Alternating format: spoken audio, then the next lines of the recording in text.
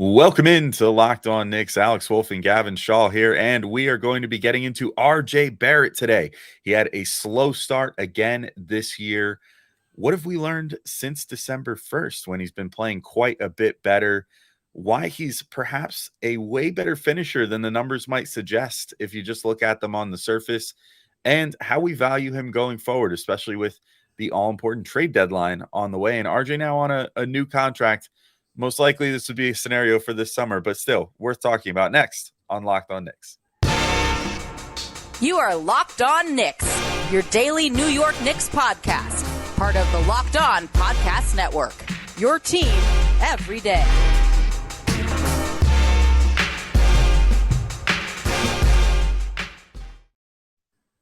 All right, welcome in to Locked On Knicks. This episode is brought to you by FanDuel Sportsbook, official sportsbook of Locked On. Make every moment more. Visit FanDuel.com/Locked On today to get started. And we want to thank you guys for making Locked On Knicks your first listen today and every day, whether you're checking us out on your favorite podcast platform or taking in the sights and sounds on YouTube. We appreciate you making us part of your daily routine. And if you're not already, be sure to hit subscribe and the little notification bell on YouTube, or subscribe and enable auto downloads on your favorite podcast platform so you never miss an episode.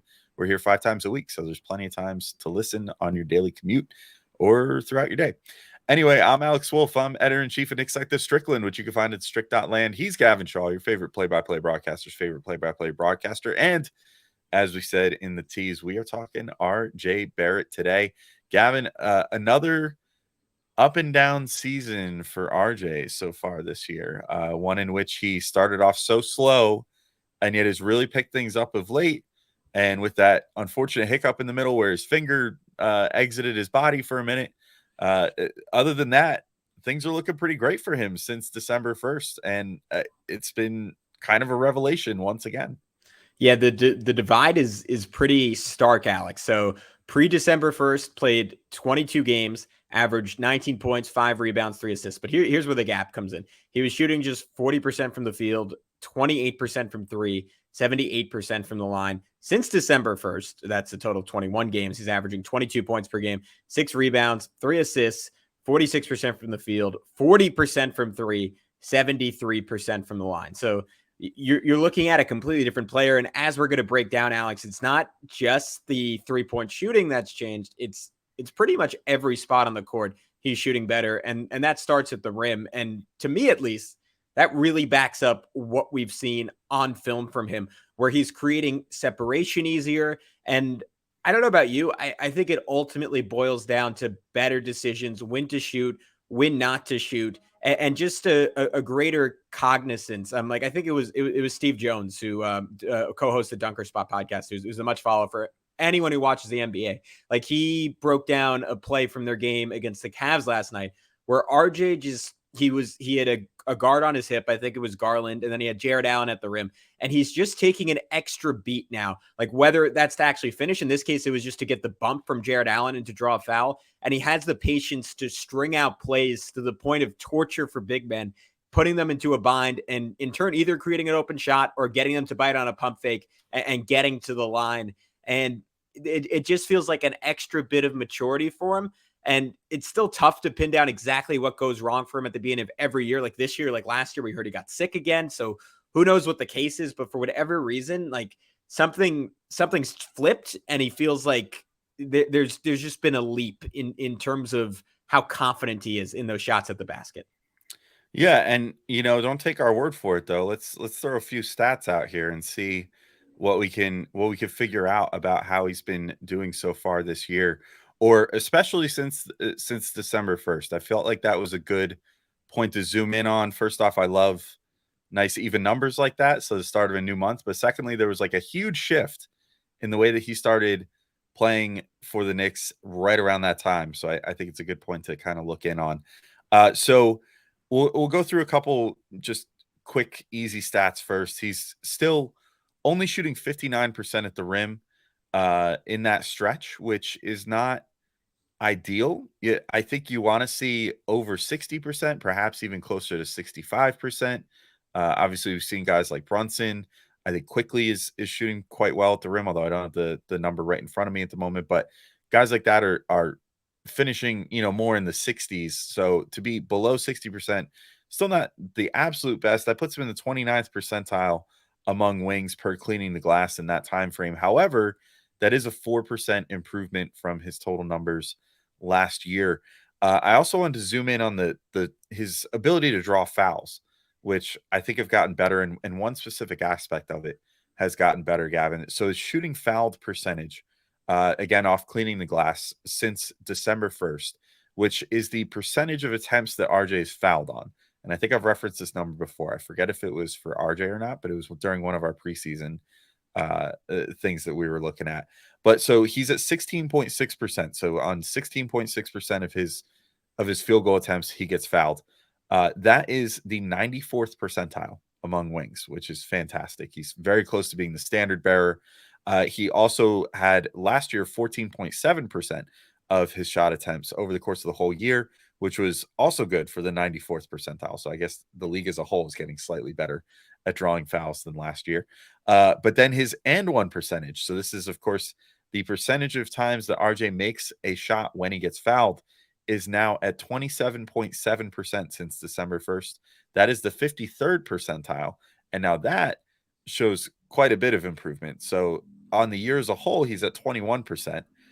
So that shows that he's had about a 7% improvement in finishing through contact as the year has gone on in the second half of the year here, but also was only at 20.3% last year, which was the 42nd percentile. So again, seems like the whole league is getting slightly better at finishing through contact, I guess.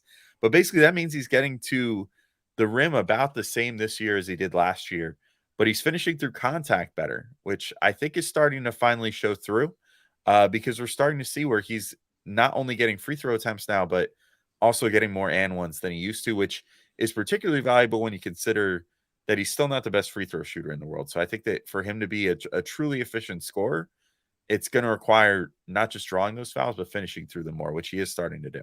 So to me, the area that really stands out is short mid-range, which cleaning the glass defines as 4 to 14 feet from the basket. And this was an area where he's pretty much struggled his whole career on and off. Was much better his second year in the NBA, but didn't get an insanely high volume of attempts there. Because if you remember, he got turned into a little bit more of a spot-up three-point shooter that season. But that was our kind of like the crux of our concern for RJ coming out of the draft. And honestly, offensively through his first three seasons was, does this guy have touch? And if he doesn't right now, is that something you can teach? And the data on that is sort of mixed, but it feels like he's made a leap in that. And the numbers as of now back that up pretty cleanly. So last season, he was only at 30% on his short mid-range shots. This season overall, he's 37% from that range.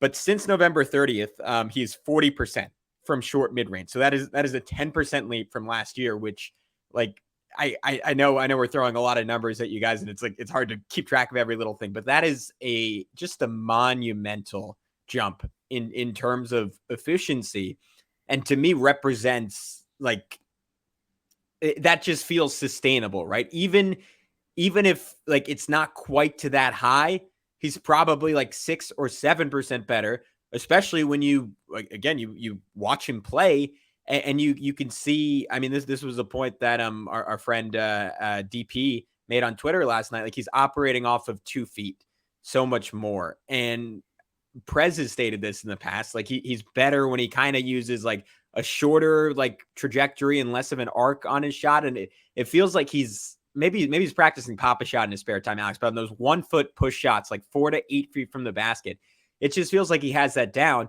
And it's kind of interesting to me because I think a big part of that percentage going up is even last year, like we still saw him snaking pick and rolls and trying to get to the elbow to shoot.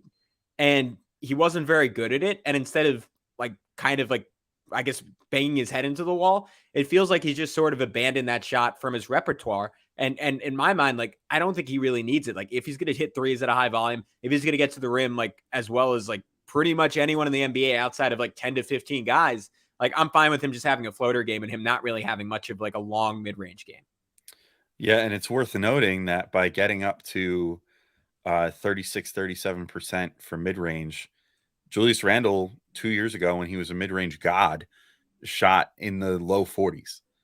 So that is a huge improvement, and that's getting your way towards being, about as good as you could be from that range. The best guys in the league only shoot around 50% from mid range. Like it's a tough shot to make, but an essential one for a scorer to add to their repertoire if they want to become a well-rounded scorer. But there's perhaps something else that is even crazier to look at here. B-Ball Index, one of the best places out there, had a really eye-popping stat an eye-popping set of stats about RJ Barrett's finishing, and there's some notes about his Kobe assists in our next segment. Which, if you're not familiar with what Kobe assists are, we'll explain that for you too. But that's coming up in just a second. First, I do just have to remind everybody real quick that today's episode is brought to you by FanDuel Sportsbook. The NFL playoffs are here, and we're really excited about our new sports betting partner for Locked On because they are the number one sportsbook in America, FanDuel. And if you're new to FanDuel, that is even better. They have so many great features that make betting on sports fun and easy. New customers join today to get started with $150 in free bets guaranteed when you place your first $5 bet. Just sign up at FanDuel.com/locked on. FanDuel has all your favorite bets from the money line to point spreads to player props. Plus, you can even combine your bets for a chance at a bigger payout with a same game parlay. Same game parlays are my favorite. I'm going to plug it until the games happen this weekend. I'm definitely going to be putting a same game parlay on the AFC Championship game between Mahomes and Burrow, the Bengals and the Chiefs. I think there's going to be a lot of offense in that game, and those are always the most fun games to place the same game parlay. But if you're a Knicks fan too and you want to do it, often I'll do like Julius Randle's three-pointers made, RJ Barrett over a certain number of points, and you could very quickly rack up some very high odds and very high payouts for yourself if you happen to hit them. It makes for a pretty fun watching experience. So all that's also on an app that's safe, secure, and super easy to use. So football fans and basketball fans, don't miss out. Place your first $5 bet to get $150 in free bets, win or lose, at FanDuel.com/locked on. Make every moment more with FanDuel, official sportsbook partner of the NFL. All right, Gavin, we're back to continue talking about RJ Barrett, the stats that have defined him so far this year. And I pulled this, I literally in our notes document, I was like, that's way much too much to transcribe. I am just going to take a screenshot of this awesome tweet that B-Ball Index sent out the other day. If you're not following them on Twitter, they just drop tons and tons of amazing numbers all the time, all for free. Although you can also subscribe to an awesome service that they have for premium NBA stats. But at the _B-Ball_Index on Twitter, definitely check them out. But there's some pretty eye-opening stats here, Gavin, about RJ's finishing. Like I just mentioned a second ago, that he is only in the 29th percentile among wings at finishing at the rim, and that's only in his really good stretch right now. Like that's since December 1st. However, for the entire season, B-Ball Index has RJ Barrett rated as an A in finishing talent. And here's a few numbers that maybe go into why that is the case. So RJ Barrett's total shots at the rim per 75 possessions, 6.4, which is the 86th percentile. His unassisted rim field goal attempts per 75 possessions are 4.6. That puts him in the 96th percentile in that number. His rim shot creation, according to B-Ball Index, is, I'd be lying if I said I know what this number means in a vacuum, but plus 1.1, which is good for the 91st percentile. So he's 91st percentile in rim shot creation. But the numbers that perhaps are the most illuminating here.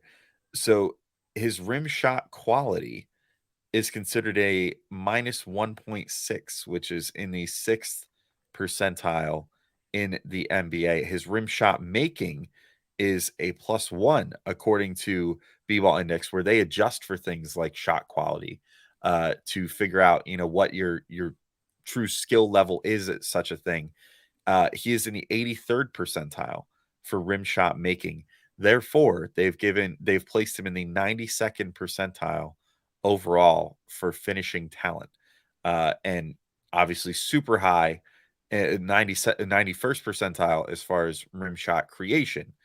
So all that is to say, it seems like RJ is getting quite a bit better, and perhaps just the difficulty of shots is what's leading to his overall percentages not being the best. But Gavin, right before we started recording, you found a fantastic stat that applies to both RJ and Julius Randle that might go towards explaining some of that. So there's this fascinating dichotomy with the Knicks, right? Where, and we just talked about this 2 episodes ago when we were saying how valuable Mitchell Robinson is, or maybe 3 episodes ago now. Time not real. But Mitch is, I mean, in terms of net rating, he's the single most valuable guy on the team, and yet offensively, at times it feels like he is a massive deterrent just because he takes up so much space in front of the rim. And most NBA teams, at the very least, have a look, right, where they can get to 5-out spacing. In the Knicks, because Isaiah Hartenstein's a small sample size of 33s attempted and 14 made a year ago. That's how much I was counting on that stat. I haven't memorized from this summer. Did not really translate to the Knicks. So there's always a 5-man at the rim. And a lot of times with the way Julius Randle is playing this year, which is great, and being more aggressive and playing more inside, like he's around the rim. And at times, like he's not respected as a shooter. So even when he's outside, like guys are still playing inside. All that is to say, like there's a reason RJ's quality of shot at the rim is so low. And it's because he doesn't have nuclear athleticism, but he's not getting like Anthony Edwards type separation from guys, or Ja Morant type separation from guys. And 2, there's just a lot of bodies there, but that's not always a negative thing, because as much as it keeps RJ from being kind of an elite echelon finisher in terms of his efficiency, it does lead to a lot of second chance points, which can otherwise known as Kobe assists, which is when a shot that you miss directly leads to a putback for someone else. So last season, RJ was 2nd in the NBA in that stat in terms of shots he missed that led to makes. This year, he's 6th in that stat. I thought it was interesting. Julius Randle is 3rd in the entire NBA in that stat. I'm curious, Alex, if Kobe assists count, if it's to yourself, because Julius gets a whole lot of those, right, where he misses and he's the one who puts them back in. But irregardless, it tells you that he's creating points even when he's missing shots. And that's where like his at the rim percentage, which, as you know, I think what was it? It's like 29th percentile in the league still. Like it is misleading. He is creating points even when he is not the one scoring them. And to me, at least, that might be the best that he could reasonably be expected to do with Mitchell Robinson hanging at the rim, especially when you take into account that like the last 20 games have been dramatically, or not dramatically, but I'd say substantially different than the first 20 games. 3% better, but 3% at the rim is a lot when everyone is kind of like within 7 percentage points of each other. Yeah, I'm with you there. And I just got to say, if Randall is getting credit for the ones that he misses and then puts back, I want to petition that we rename those mellow assists, because that was always the mellow move, was to miss it, get your own rebound, pop right back up to put that in. But yeah, I'm with you, Gavin. And I think all these stats paint sort of an interesting picture of RJ. And I think that we should take our last break real quick, having laid all of our cards on the table here, and take a look at where we're at a little over halfway through this season as far as how we value RJ Barrett in the final year of his rookie deal, about to go into his rookie extension, which was very much talked about in the offseason for some reasons that we'll remind everybody of in just a second. But let's take our final break, and then we'll come in and we'll take the big picture discussion and start talking through some stuff with RJ. All right, we're back in to finish up our discussion here. And all right, Gavin, I'm just going to throw it out there right away. Let's just start heavy. There's one surefire, easy way to assess someone's value right now on the Knicks, and basically will be throughout this whole season, based off what went down in the offseason and everything else. My question to you, Gavin, is there any remorse on your end over the fact that Leon Rose chose to extend RJ, which effectively took him out of a Donovan Mitchell deal? Do you have any remorse over not including him in a Mitchell deal at this point in the season? Maybe this is a cop out, but impossible to say without knowing what else was in there, right? Like if it's RJ, Emmanuel Quickly, and Quentin Grimes and 3 picks, nah, not at all. That's too much, right? Or the rumored RJ, Mitch, and like 4 first-round picks or whatever. Yeah, Obi. I mean, Mitch is like, to be clear, I do not believe Mitchell Robinson is a better player than Donovan Mitchell is. There are impact stats that suggest he's having a better season in some ways. I'll throw that out there. But nah, I mean, I think this Knicks team, it's so clear to me. They are very much the sum of their parts. And I don't know. Do you like, what do you like? This is like a way of flipping the question away from RJ Barrett, but what do you think their record would be? Let's just say that the trade was RJ, Grimes, Obi, just to give three names. And then they still had like a lineup of Brunson, Mitchell, insert small forward to be named later, Julius Randle, Mitchell Robinson. Like maybe it's Evan Fournier, maybe it's Cam Reddish in that spot. Like maybe in this world he keeps a spot. Emmanuel quickly still playing 30 minutes off the bench. Like in my mind, their record is essentially the same as it is now. Maybe it's a little bit better, but we've seen it. The Knicks are like roughly as good as the Cavs so far this year, and the Cavs have 3 All-Stars around him. So what do you make of that? Yeah, I'm kind of with you that like they're definitely, this team has found this weird gear almost like 2 years ago where they're definitely playing greater than the sum of their parts, I feel like. And maybe saying that is slightly disrespectful to any of the quote unquote mid three, and the impacts that they've had. If you have Brunson still taking the leap that he does, if you have Randall still assuming the role that he does, even with a Mitchell on the team, do I think that Mitchell has been definitely better than RJ this year so far?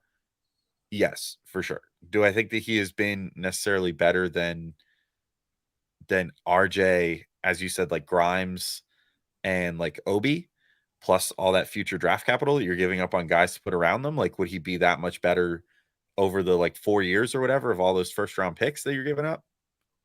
I don't think so. I think I'm at a place where I feel pretty good about that. But this is where it gets really tricky with trying to evaluate RJ, right? Like, I think it's pretty obvious, and we would both be in agreement right now. He is not, I would say, yet even a lowercase s star.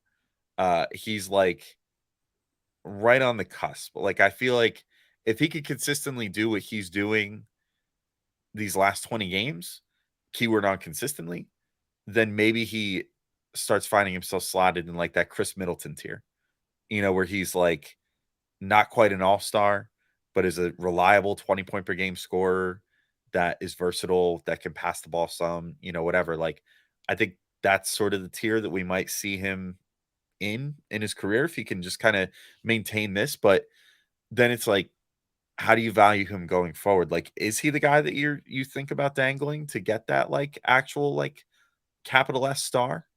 Uh, is there a guy that you could do that where if RJ has to be just piece one of that deal, are you by default kind of going to get ripped off in that deal because RJ's like not quite good enough to throw out there as like a marquee guy in the trade, but also like it's basically meaning he'll require you to give up like some other pieces to get that like capital S star. But then with how good the depth is of the Knicks, is it going to kind of screw things up? I feel like every RJ discussion when it comes to his value just kind of ends up coming back to the big picture of like it has to become a full team discussion then, because it's like no matter what, if you're going to make some sort of big swing trade like that, you're going to have to do that. Are they maybe better off just waiting it out with him and some of these other guys and seeing how things go? Because I think things are going pretty good at the moment. So I think it would take a really special type of player for me to be like, yes, I would entertain the idea of trading RJ Barrett plus a couple pieces right now because of how good not just RJ, but every young player on the team is playing right now. Yeah, I think I just think it's so much about who the guy is, right? Because it's really it's like how good are we with what we have left? Like it's not really about the opportunity cost, because once RJ is gone, like he's gone, I guess. And sure, you can like look back and be like, oh well, I mean, like if RJ was going to be as good as this guy anyways, but I guess I'm only looking at it as like, all right, if we get this guy, like, are we a borderline title contender, or are we one like feasible move away from being a title contender? And the answer with Donovan Mitchell, I think we kind of agreed, was probably not. Like maybe, like, but does, like, if Mitchell was here, like, would Jalen Brunson still be doing what he's doing to the same extent? Like maybe sort of, like Darius Garland still is, but I think those two are kind of a cleaner fit just because of Garland shooting. The Brunson improved in that capacity. Like you can talk yourself into circles with all this stuff. For me, like in terms of RJ's value in a vacuum, it's kind of the one element of his game that we haven't touched on yet, and that's his 3-point shooting, because I feel pretty good about the at the rim stuff. I feel pretty good about the short mid-range stuff. His defense is a very open question mark, but I just can't help but feel he's going to top out as average. His playmaking, which we didn't really touch on, is I think dramatically improved the last 10 to 12 games. And I'm I think there's still times where he has total tunnel vision, and like it kind of scares me that he misses some very intuitive, simple passes that I think would make this offense a lot more coherent.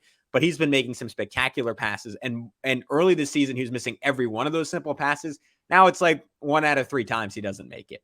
So I am on the whole really encouraged with that. I think the question is like, is he a 28% 3-point shooter like he was at the beginning of this year? Is he a 40% 3-point shooter like he's been for the past 21 games? Or is he 37% on pretty decent volume? I think if it's 36 or 37%, he's someone you really want to keep around, and he's going to make a couple of all-star teams. If he's more like 32, 33%, I think it's more of an open question, but he just, you just need him to be consistent from there. I think more than anything else for him to work out offensively. Yeah, I think one last thing that I think bears considering for a lot of the guys on this team is how much will the, I don't know. Some people are going to get annoyed that I'm framing this as inevitability, but how much will Tom Thibodeau's successor be able to unlock in RJ Barrett someday? Like, I think that Tibbs has done a good job of getting what he has out of RJ and overseeing some development from him. But I think that RJ's best self is going to be once he embraces what you were just talking about, like distributing more and getting his shot selection to like 99th percentile, smart reads and everything, like not taking the bad attempts that sometimes plague him and the tunnel vision that some, getting a coach that doesn't actively sort of value those things. Like Tibbs definitely loves ISO players and loves players that go get their own shot. And I think he in some ways kind of loves when guys get tunnel vision sometimes. So like, will another coach unlock that new point of RJ and sort of refine him into the best version of himself? I guess we'll see. It might take a little more polish or whatever. But I will say that RJ, I think sometimes in terms of his development, falls sort of into that Randall category as far as Tibbs is concerned, where it seems like he's willing to overlook some of the bad tendencies sometimes and still, like, RJ essentially has his stamped guaranteed 30 plus, 32 plus whatever minutes per night. I wonder how much a new coach might eventually influence that down the line, but that's a down the line question. Of course, you got to get that far. As far as, RJ potentially being included in some star deal or something at some point, which obviously the Knicks were at least entertaining this past summer, and perhaps would still entertain again this coming summer or beyond. So it's going to be an intriguing saga for RJ, but he is the guy that I feel most inclined to do these sort of statistical check-ins with, because he really at his best for some of these quarter season stretches or longer really looks like a burgeoning star sometimes. And I think that ultimately all these questions come down to, we're going to just need to see all this out of him more consistently. The best parts of him are going to have to shine through more consistently, one way or the other, whether it's to eventually make him more enticing to get some established star, or whether it's to just watch him blossom into one himself. We're going to need to start seeing some more consistency from him. And hopefully we're on our path towards that, as we often are at this stage of the season with him, as we've seen for the last 3 years. And I guess you could even say his rookie year too. Hopefully we're in a point where it's going to be nothing but good from here. I think the good news is he caught fire earlier this year than he did last year. So if he keeps this up, that's 60 games of good play. And that, who knows, maybe beginning of next year, we'll have the same thing and be like, oh, he caught us again. And we're having like those nightmare conversations that we were having. Like I did a whole podcast with Jonathan Macri being like, all right, what's the deal? Like, should we be like really, really concerned at this point? And I was like, it's hard to overstate how bad he was at the beginning of this year. And by the same token, it's hard to like say like he's played like anything other than like a borderline all-star, at least on the offensive end of the floor, the last 20 games. So maybe the truth is somewhere in the middle, but my gut instinct is it's 90 to 95% of this. And maybe it is just this going forward. And if he's that guy, then, I mean, Knicks fans have nothing to worry about with RJ Barrett. Like, it's, to your point, it's only positive from here on out. But that'll wrap up this one. We hope you all enjoyed. We'll be back with a game recap tomorrow to wrap up the week. But until then, he's Alex. I'm Gavin. We'll talk to you soon on Locked On Knicks. Peace out.